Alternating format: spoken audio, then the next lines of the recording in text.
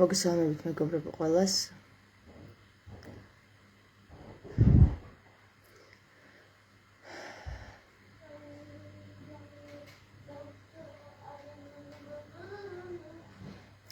როგორც იქნა დადგა დრო, რომ ღმერთმა მიმაყენა ქართველ ერს და ვიწყებ ქართველი ერის მხელას.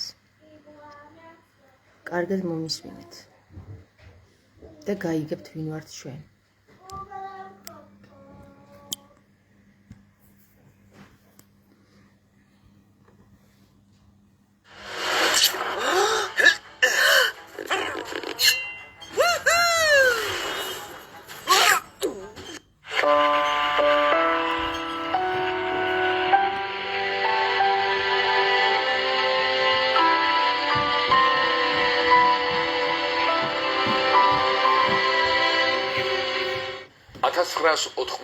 წელს 13 აგვისტოს მე და დედა ვიყავით კომუნისტის რედაქციაში. მიტანილი მქონდა პრობლემური ნარკვევები დუშეთის რაიონში მომხდარ მეტად მძიმე დანაშაულებსა. 14 აგვისტოს ვაჟაობაზე ვიყავით დედაშვილი. გადავწყვიტე სიტყვით გამოსულიყავი და ვითხოვე ნებართვა რაიონის ხელმძღვანელისგან, რომელმაც სიტყვის უფლება არ მომცა და მისი მითითებით გაოგნებული საზოგადოების თვალწინ დედაშვილი მილიციის მანქანით წამოგვიყვანეს. ეს არის ფრაგმენტი ახალგაზრდა ჟურნალისტის ნაზი შამანაურის დღიურიდან, რომელსაც ის დაპატიმრების შემდეგ საბჭოთა ფსიქიატრიულ საავადმყოფოში წერდა. ნაზი შამანაურის სახელი გასული საუკუნის 80-იანი წლების ბოლოს გააქტიურებულმა ეროვნულ განმათავისუფლებელმა მოძრაობამ კიდევ ერთხელ გაახმაურა. ხელმა საზოგადოებამ შეიტყო უსამართლობასთან მებრძოლი ჟურნალისტი ქალის შესახებ, რომელიც საბჭოთა სისტემამ კაცრად დასაჯა. ნაზი შამანაური არ იყო დისიდენტი, თუმცა მთელი არსებით პატრიოტი იყო და სამშობლოსთვის მსახურების მთავარ იდეალად სამართლიანობისთვის ბრძოლა მიაჩნდა. მისი სიცოცხლის უკანასკნელი ტრაგიკული ეპიზოდი საბჭოთა რეჟიმის სისასტიკეზე და იმ ჯოჯოხეთზე მოგვითხრობს, რასაც საბჭოთა ფსიქიატრიული საავადმყოფო ერქვა. ნაზი შამანაური 1940 წელს დუშეთის რაიონის სოფელ ოზისში დაიბადა. დუშეთის ვაჟა-ფშაველას სახელობის პირველი სკოლის დამთავრების შემდეგ სწავლობდა თბილისის უცხო ენათა პედაგოგიური ინსტიტუტის ფრანგული ენის ფაკულტეტზე. შემდეგ კი თბილისის სახელმწიფო უნივერსიტეტის ჟურნალისტიკის ფაკულტეტზე. სოფელ პარმისანტკარის სკოლა-ინტერნატში აღმზრდელად მუშაობდა. ასევე აქტიურად მუშაობდა ჟურნალისტიკის სფეროში, რადიოსა თუ პრესაში. აქვეყნებდა კომუნისტური რეჟიმის საწინააღმდეგო წერილებს, წერდა ჩაგვრასა და უსამართლობაზე, ამხელდა საბჭოთა კორუმპირებულ ჩინოვნიკებს, მუშაობდა გაზეთს სამშობლოში. მისი სტატიები და თარგმანები თითქმის ყველა გაზეთში იბეჭდებოდა. მისი ნარკვევების გმირები იყვნენ მერაბ ბერძენიშვილი, რევაზ ლაღიძე, მცხეთელი მინდია მამულაშვილი, ომარ მეღვინეთუხუცესი, რეპრესირებული ქალბატონი ვარა ფიცხელაური და სხვანი. უწმინდესთან და უნეტარესთან ეფრემ მეორესთან პირველი ინტერვიუს სწორედ ნაზი შამანაურს ეკუთვნის.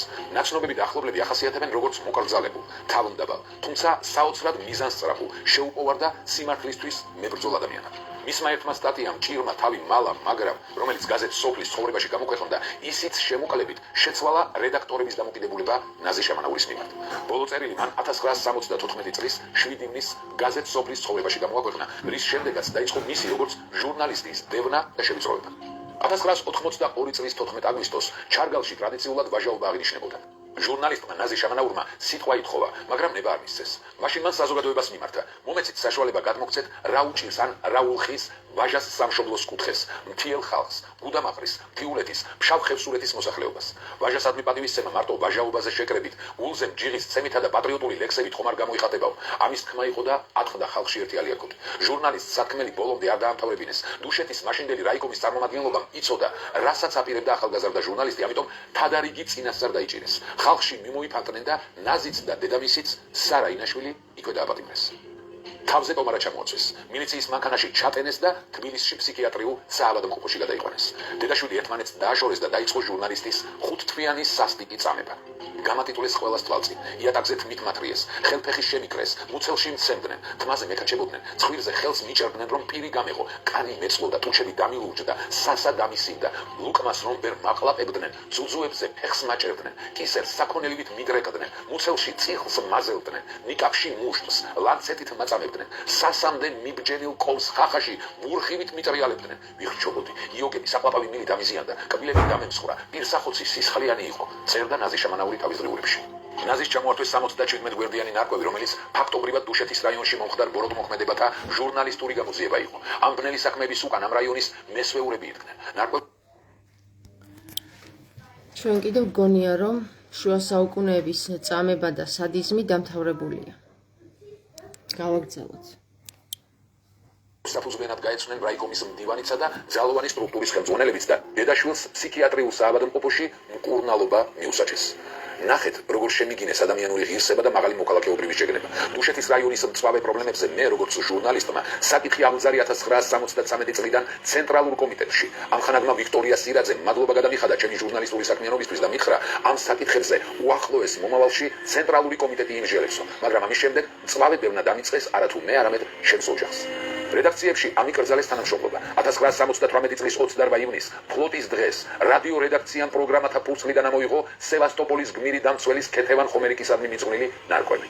რედაქციაში მითხრეს, ვინ ხავს ასეთი ძლიერი მტერი, რომლის ძალითაც ასე გზღუდავს პეტრე შამათავა. ჩემი მტერი ეს ჩემი სიმართლე იყო. სწორედ ამ შეულამაზებელი სიმართლის, ხალხის გამოქომაგებისა და მაღალი იდეებისთვის მოგვათავსეს ხალხის მტრებმა სულიერად დაავადებულთა თავშესაფარში. რატომ ეშინიათ სიმართლის მხილების?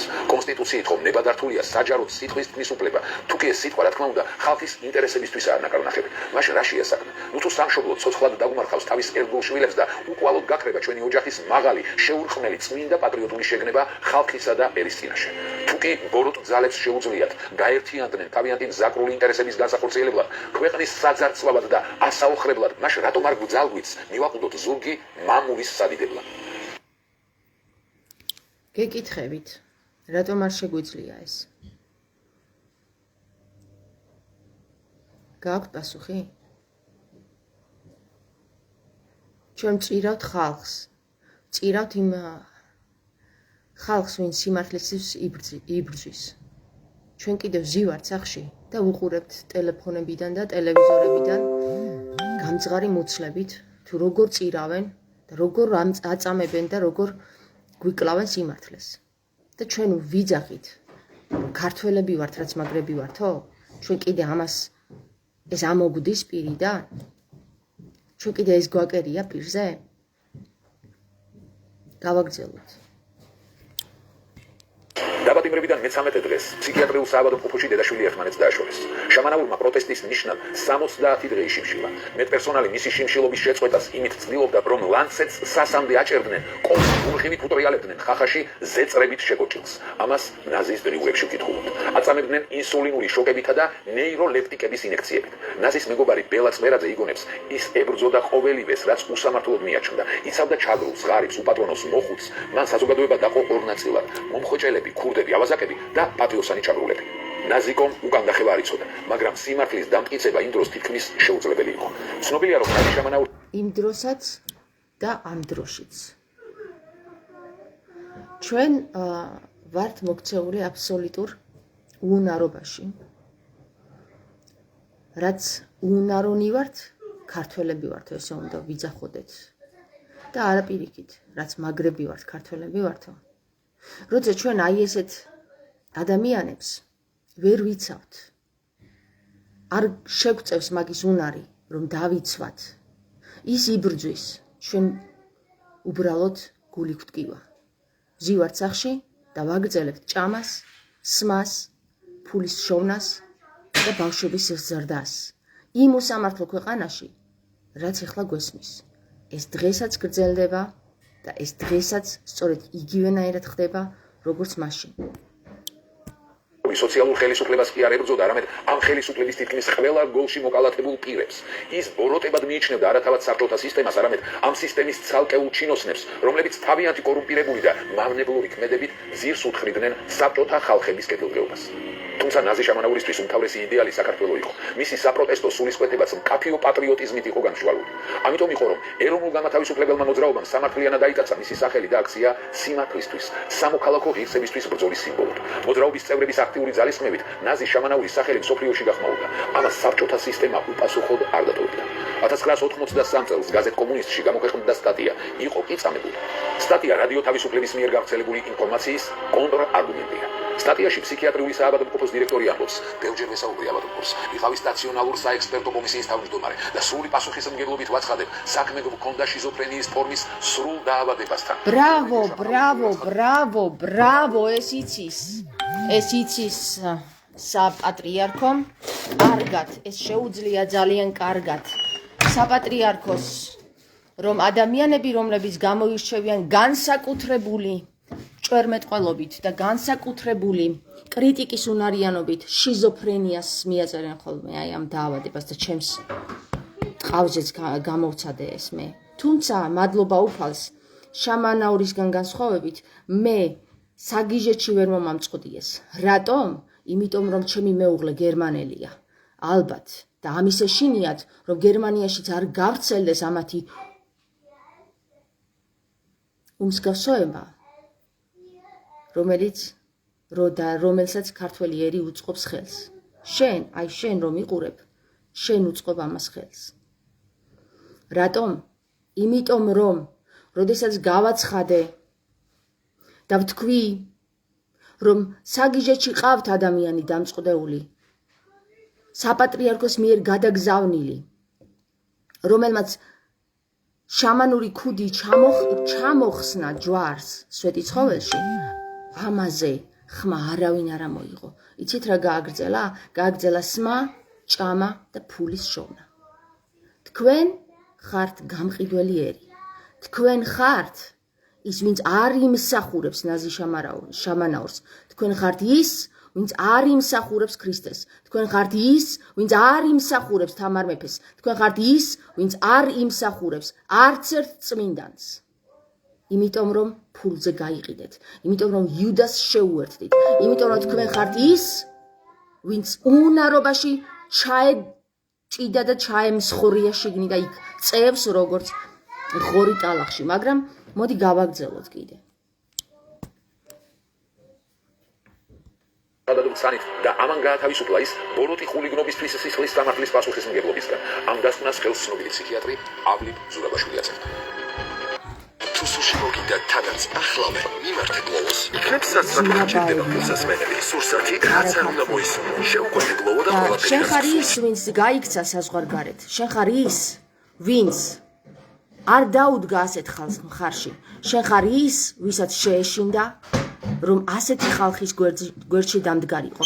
შენ ხარ ის, ვინც ვერ დააფასე შენი დამცველი. შენ ხარ ის, ვინც ვერ დააფასე ღვთისგან გზავნილი ადამიანი. შენ ხარ ის, ვინც მიყურებ ახლა, რომელიც მხოლოდ უყურებს შოუს. შეცდართან გაჩნდება. შეიგრძენი სიამოვნებისა და ჰარმონიის რიტუალი ტეზორი დე ორიენტესთან ერთად იგრძენი ნეტარება. ფსიქიატრიულ საავადმყოფოში ნაზი შამანაური დღიურებს წერდა. საბედნიეროდ ამ დღიურებმა დღის სინათლე იხილა. ეს ერთი პატარა ნაწყვეტიც მისი ჩანაწერებიდან ნათელ ხობს ნაზის პიროვნულ სიმაღლეს. რას მთხოვენ? უარყოფჩენი პიროვნება. ეს არ მოხდება. ამ ქვეყნად არსებობს დიდი ზნეობრივი ფასეულობანი. ეს არის ხალხისა და ჩემი სამშობლოს სიყვარული, რასაც არც ერთ შემთხვევაში არ ეღალატების. სულიერად დაავადებულები არა ვარ. რისთვის გთხოვენ ხელწერილს თუ გიჟები ვარ? მე თავობას არ ვუჩივი, მე ვუჩივი უსამართლობას, უკანონობას, მე ვთქვი სამშობლოს ზრდისა და ამაღლების საჭირო სიყვარული, რომელიც დღეს საზოგადოებას აღელვებს. ვერავინ დარჩება გულგრილი ამ დღიურების მიმართ. გაუგონარი თქვენ ხართ ის, ვინც იმსახურებს სხვა მევენახეს. თქვენ ხართ ის, ვინც იმსახურებს საქართველოს დაკარგვას. თქვენ ხართ ის, ვინც არ იმსახურებს არც ერთ წმინდანს. სადიზმი, ცინიზმი მეტპერსონალისა და ყოვლის დამთრუგუნავი გულახდილობაც, რომლითაც ლამობენ დედაშვილს გული გაუხეთქონ. ჩვენ არაფერ შუაში ვართ. ასეთია ზევიდან ბრძანება. თქვენ საშიშ პიროვნებებად ხართ მიჩნეულნი და თქვენ არავინ გაგათავისუფლებთ. თქვენი სტანები აქ წყლობით არიან. საზოგადოების ძალისხმევას მხოლოდ ის მოყვა, რომ ნაზის დედა, რომელიც შვილის დასატირებლადაც კი არ გამოუშვეს, გაათავისუფლეს ექიმ ჯალათებისგან. თქვენ ხართ ის, ვინც ხელს უწყობს და უნეტარესებს და უწმინდესებს უწოდებთ იმ ხალხს, ვინც აი ასეთ ადამიანებს აწამებს. თქვენ ხართ ის, ვინც ხელს უწყობთ სიბნელეს. თქვენ ხართ ის, ვინც უუნაროა გადარჩენისთვის. გავაგრძელოთ. როგორც ზვიად გამსახურდია მოწოდა მაშინ ფსიქიატრიული საავადმყოფოს მეტპერსონალს. ნაზი შამანაურმა მოახერხა და ვრცელი წერილი გაუგზავნა საავადმყოფოდან პოეტებს ირაკლი აბაშიძესა და ჯანსუღ ჩარკვიანს, რომელშიც სულის შემძვრელად არის აღწერილი მისი მწარე თავგადასავალი. იგი ამგვარად მთავრდება. სულ ერთია, რაც არ უნდა ფარონ, მავან და მავანმა პირებმა სატკივარი არ დაიფარება, რადგან ასეთი სატკივარი გვაჟორჟოლებს და ტანში გზარავს. საჭიროა ერთიანი ძალა საქართველოს და ქართველი ხალხის გადასარჩენად. ამას მოითხოვს საქართველოს ერთიანი მღვიძა მდიდარე სული, სიცოცხლის არსი და დანიშნულება თანამდებობაში როდია. ხალხი პატარაა, მაგრამ ქვეყანას თვალწარმტაცი სიმწვანით მოსავს. მას რაში ადამიანის ამქვეყნიური დანიშნულება თუ არა სამშობლოს სამსახურში. ჩემს დღიურებს მთლიანად აგონიაში ვწერდი. მეტი აღარ შემეძლია. ფიზიკური ჯანმრთელობა შენარჩუნებული მაქვს, მაგრამ ფსიქოლოგიურად, მორალურად გამოვიფიტე. ხეს მოწყვეტილი ფოთოლივით ვკანაობ, სიკვდილს ვნატრო, ძალები არ გამომლებია, უბრალოდ რწმენა დავკარგე. რწმენის გარეშე სიცოცხლე კი უკვე სიკვდილია. 1993 წლის 20 იანვარს ნაზი რეანიმაციის განყოფილებაში გადაიყვანეს, სადაც გარდაიცვალა კიდეც. ქირურგმა, ოპერატორმა და პათანატომმა დაადასტურეს, რომ იგი ცემით იყო მოკლული. თუმცა მისი გარდაცვალების ოფიციალურ მიზეზად სეპსისი დასახელდა. თქვენ ხართ ის, ვისაც არ შეგიძლიათ თქვენი თავის გადარჩენა. თქვენ ხართ ისინი, ვინც გადაყლაპა ვეშაპმა. თქვენ ხართ ისინი, ვინც დაიმონა სატანა. ნაზის დასაფლავებას 80 კაცამდე თუ ესწრებოდა. უმრავლესობა დედაქალაქიდან ჩასული ახალგაზრდობა იყო. დუშეთის რაიონის მცხოვრებლებმა შიშის გამო ვერ გაბედეს მისვლა. 2011 წელს ნაზი შამანაურის სახელობის ოქროს მედალი დაწესდა.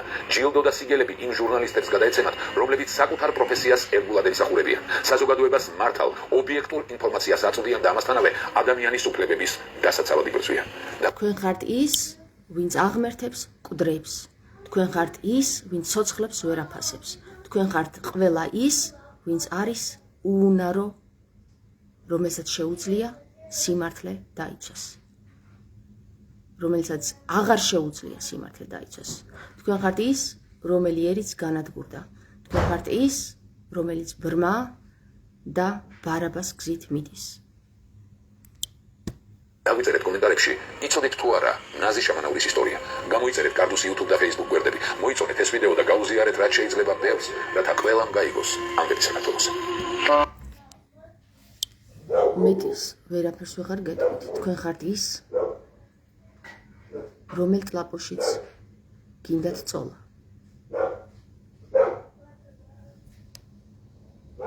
არ ღირს თქვენთვის ბრძოლა, არ ღირს თქვენთვის ყვირილი. არ ღირს.